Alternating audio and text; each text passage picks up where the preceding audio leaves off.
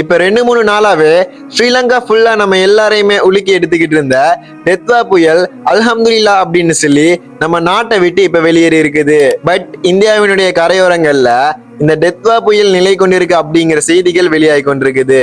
So நம்ம நாட்டுல ஏற்பட்ட மாதிரி பாதிப்பு இந்தியாவிலையும் ஏற்படக்கூடாது அப்படின்னு சொல்லி எல்லாருமே இறைவன் கிட்ட பிரார்த்திங்க.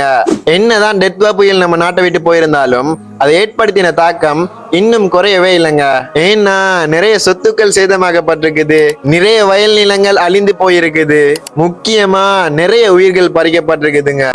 அதோட இன்னைக்கு ஏதோ ஒரு விதத்துல சந்தோஷமா வாழ்ந்துட்டு இருந்தவங்க கூட ஒரு மோசமான நிலைக்கு தள்ளப்பட்டிருக்காங்க.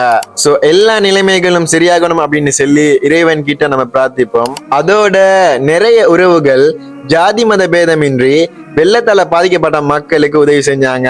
முக்கியமா யூடியூபர்ஸ், சோசியல் மீடியாக்கள்ல ஆக்டிவ்ல இருக்கிறவங்க, இப்படி நிறைய பேர் மக்களுக்கு உதவுறதுக்காக வேண்டி முன் வந்தீங்க. இது பத்தின அப்டேட்களை உடனுக்குடனே தந்தீங்க. செல்வந்தர்கள் கிட்ட இருந்து கிடைக்கிற உதவிய மக்கள் கிட்ட கொண்டு போய் சேர்த்தீங்க. உங்க எல்லாருக்குமே அல்லாஹ் அருள் புரிவானாக.